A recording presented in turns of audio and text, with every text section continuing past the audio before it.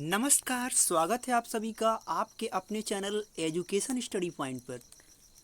आप जानते हैं कि आपके चैनल पर संभावित प्रश्नों की सीरीज चल रही है। संस्कृत के ज़बरदस्त लेवल के प्रश्न आए हैं जो आपकी परीक्षा में सीधा फंस जाएंगे। प्रश्न कम ही होंगे, लेकिन एक प्रश्न में हम चार प्रश्नों को करेंगे तो कम से कम एक प्रश्न 4 प्रश्नों के बराबर होता है।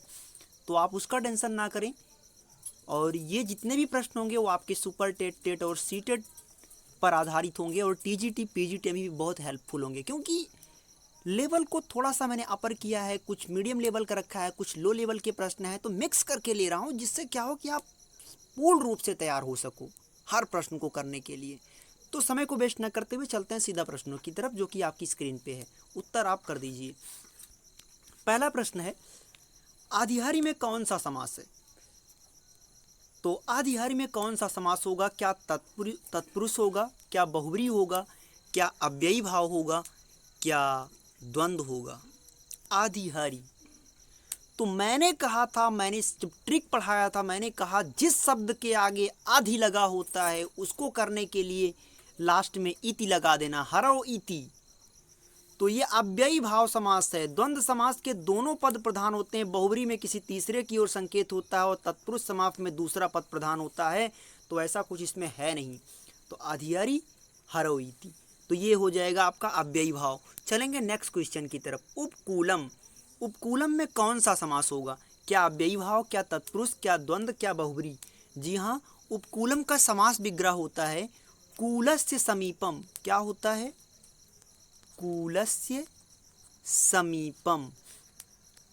तो ये समीपम शब्द को अगर जिस शब्द में आपको ये समीपम दिख जाए, या छोड़िए ट्रिक पकड़िए, जिसमें आपको उप आगे दिख जाए या भी ऊपर आगे जो दिखा आधी आधी दिख जाए आगे आगे आपको, तो वो अव्ययी भाव ही होता है। उप दिखेगा तो आपको समीपम समीपम ही जोड़ से उपकूलम। उप तटम होता तो तटस्य समीपम। उपनगरम नगरस्य समीपम। समझ रहे हो ना आप क्या हम कहना चाहते हैं? जी हाँ। तो उपकूलम में अव्ययी भाव हो जाएगा। तो ऑप्शन नंबर ए इसका क्या होगा? सही हो जाएगा। चलेंगे नेक्स्ट क्वेश्चन की तरफ। अतिहिमम। जहां पे आति शब्द आए, अभी आपने क्या सीखा? अगर आधि शब्द आ रहा है आगे, या उप शब्द आगे आ जाए, या आति शब्द आ जाए, तो उन सब में अव्ययी भाव ही होता है। जैसे आति हिमम, तो समास विग्रह होता है हिमस्य अत्ययः। आति हिमम का समास विग्रह क्या होता है? हिमस्य अत्ययः। तो इसका ऑप्शन नंबर डी सही हो जाएगा। बाकी आप सब जानते ही हो, जब मिलेगा बहुब्री तो खुद ही लग जाएगा आपको कि तीसरे की ओर संकेत करेगा। द्वंद्व में दोनों पद प्रधान होंगे और तत्पुरुष समास में दूसरा पद प्रधान होता है। और तत्पुरुष बहुत बड़ा समास है जिसमें आपको पूरे कारक का अध्ययन करना पड़ता है, और हम कराएंगे सब। आति निद्रम। फिर हमने कहा अगर आति आया है तो सीधी सी बात है कौन सा समास होगा? अगर आति शब्द आया है तो आपको पता है। चलिए भैया आपके लिए छोड़ रहे हैं, बताइए, आप सोचिए पहले कौन सा होगा। कुछ तो आप भी करिए।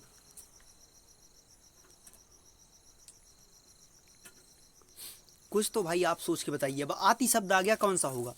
तो इसमें अव्ययी भाव होगा। समास विग्रह क्या होगा? आति निद्रम। इसका समास विग्रह होता है निद्रा संप्रति ना युज्यते। समझ रहे हैं? इसका होता है निद्रा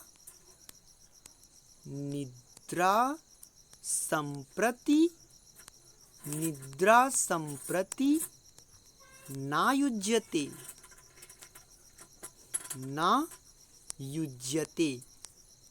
इतना बड़ा होता है इसका समास विग्रह। चलेंगे नेक्स्ट क्वेश्चन की तरफ।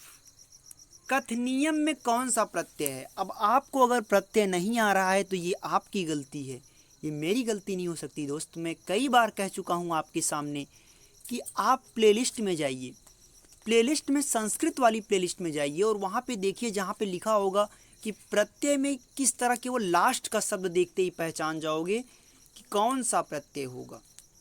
हमने कहा था कि लप प्रत्यय, एक बार थोड़ा सा फिर से बता देते हैं, जिस शब्द के लास्ट में केवल या पाया जाए, जैसे आगम्य, उत्तीर्य, औदार्य, समझ रहे हैं?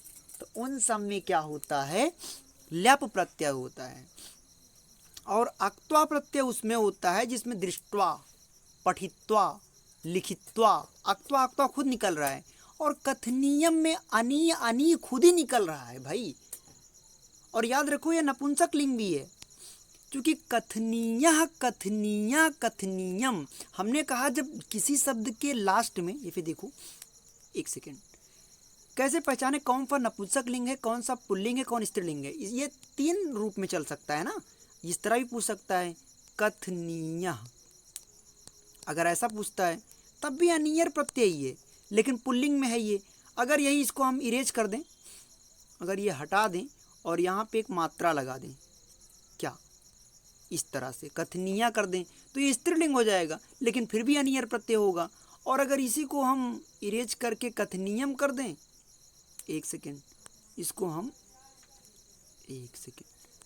हम कथनीयम कर दें तो नपुंसक लिंग हो जाएगा, लेकिन फिर भी जो है अनियर प्रत्यय ही रहेगा। तो कथनीय कथनीया कथनीयम या पठनीय पठनीया पठनीयम, इस तरह से आप बोलकर चीज़ों को सेट कर सकते हो। और बहुत ज़्यादा जानकारी के लिए प्लेलिस्ट में आप तुरंत जाइए, यानी इस वीडियो को वॉच करने के बाद प्लेलिस्ट में जाइए, प्लेलिस्ट में संस्कृत वाली प्लेलिस्ट में जाइए, सारे वीडियोज़ को देख लीजिए। ऐसी संस्कृत आपको कहीं नहीं मिल सकता, पूरे यूट्यूब पे मैं चैलेंज करता हूँ, यह हमारे अनुभव द्वारा बनाया गया ट्रिक है दोस्त। और ना अच्छा लगे तो कमेंट सेक्शन में हमको बता दीजिएगा, मैसेज कर दीजिए, सर हमें ये बात नहीं समझ आई। चलेंगे नेक्स्ट क्वेश्चन की तरफ। कर्तव्यम में कौन सा प्रत्यय है? तो मैं कहूँगा आपकी गलती अगर आप नहीं आपको आ रहा है तो, क्योंकि मैं बार बार बता चुका हूँ कर्तव्यम में किस तरह चलता है। अगर आता है कर्तव्य, कर्तव्या, कर्तव्यम, हालांकि ये पहली बात तो नपुंसक लिंग है, ये नपुंसक लिंग है। अगर ये कर्तव्य होता तो ये पुल्लिंग होता, और अगर कर्तव्य है तो स्त्रीलिंग होता। आपको हम साथ में पुल्लिंग, स्त्री, नपुंसक लिंग भी सिखा दे रहे हैं, इसीलिए मैं कहता हूँ प्रश्न भले ही कम हो, लेकिन आपको 10 प्रश्न वो 40-50 प्रश्न के बराबर होंगे। अब पहचाने कैसे? तो जो तब्यत है, कर्तव्यम खुद ही लग रहा है तब्यत, तो तब्यत प्रत्यय लास्ट में खुद ही तब्यत निकल रहा है, तो तब्यत प्रत्यय। अक्तवतु में जो होता है, जो ये दिख रहा है बीच वाला, इसमें वान वती वत, जैसे पठितवान पठितवती पठितवत, लिखितवान लिखितवती लिखितवत, इस तरह से चलता है। तो इसमें पहला ऑप्शन सही हो जाएगा, तब्यत प्रत्यय। अव्यय पद नहीं है, इसमें से कौन सा ऐसा है जो अव्यय पद नहीं है? चिरम, गंतुम, दिशम या आपरम, तो कौन सा होगा? जरा सोच के बताइए, कौन सा पद इसमें से अव्यय नहीं है?